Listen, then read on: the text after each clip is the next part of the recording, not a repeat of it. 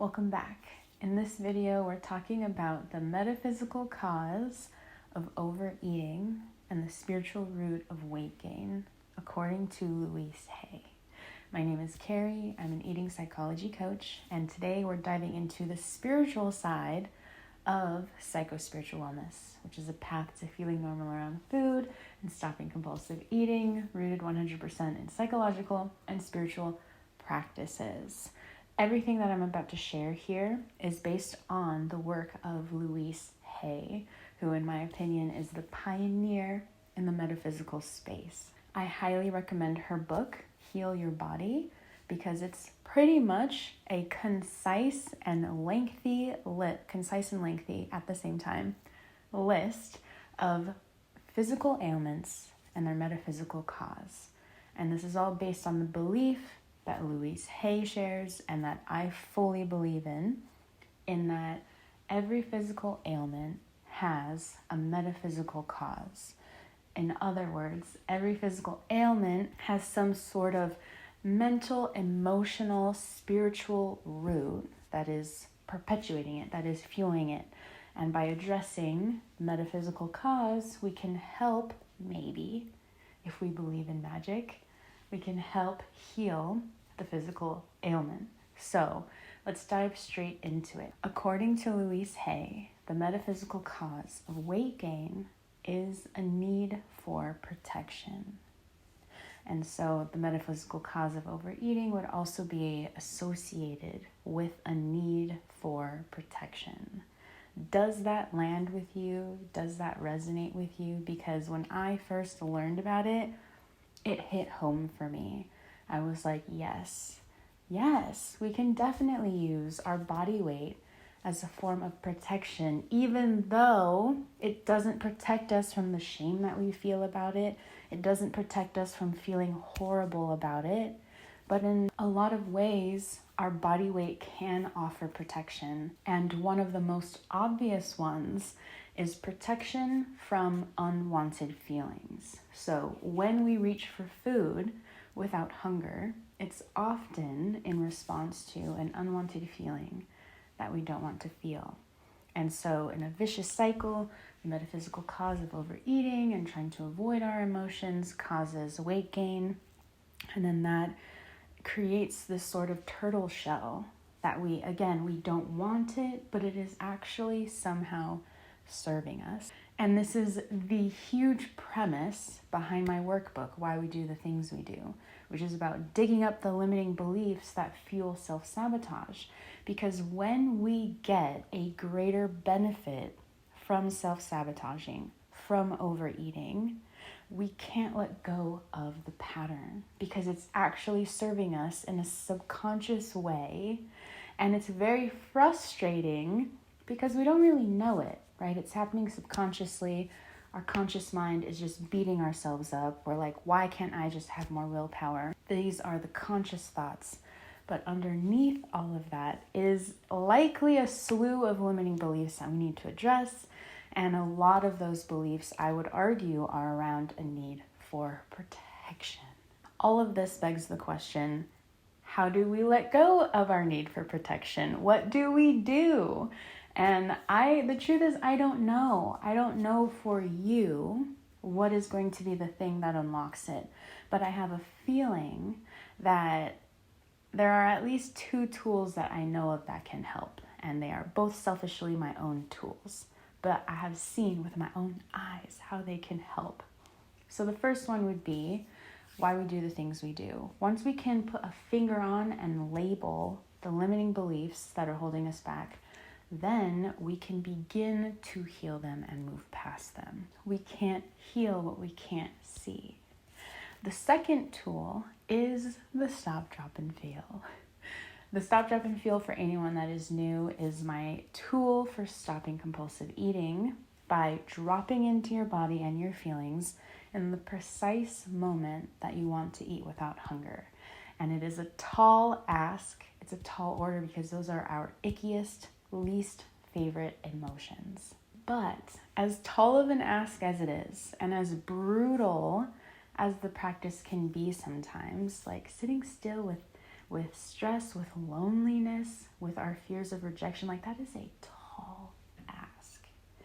The benefit of the practice is developing emotional tolerance, our ability to stay with ourselves, to sit still while all these uncomfortable emotions are swirling around us. Now, can you imagine how that might help and dismantle a need for protection? When we strengthen our resilience and our emotional tolerance, and we improve our ability to be the eye of the storm, I would think that would help dismantle the need for protection and help dissolve the metaphysical cause of overeating and the spiritual root of weight gain, at least partially, right? I'm sure that there's a lot more that goes into it. All I'm trying to do right now is break off the one piece that I know and that I am familiar with and that I have seen, and throw it to you to see what lands, to see what resonates. So for the rest of this video, I want to talk about my own personal experience, mind blown with the metaphysical cause of physical ailments. So when I first got started with the Stop, Drop, and Feel, the year was 2017, and I was just starting to embrace the idea that you don't have to feel good all the time, and I wonder what would happen if I let myself feel bad. And obviously I was doing the Stop, Drop, and Feel like crazy. What happened is that I usually wear glasses. I'm not wearing them right now, but I wear glasses because I am nearsighted. And what happened in that same year of 2017, my glasses started to bother me. Like, they felt like they were too strong. And because I had been previously introduced to the idea of natural vision improvement, yes, you heard that right. You can improve your vision without surgery. This is gonna get a lot for one video, but we're gonna keep going. Because I knew that it was possible to improve your vision, I started actively pursuing natural vision improvement. Because indeed, my glasses, I was outgrowing them. Not that I needed a stronger pair, like we're all used to, but in that I needed a reduced prescription. And so I took natural vision improvement and I ran with it. I was looking up the Bates method. I was doing eye exercises. I was doing palming, where you put your hands over your eyes so that they can relax from the stress that we put them under when we do all this computer work and screen work. Again, this is a lot for one video. But anyways, what I'm trying to illustrate here is that when I started to open my eyes to the emotions that I once resisted, I became willing to see my full reality.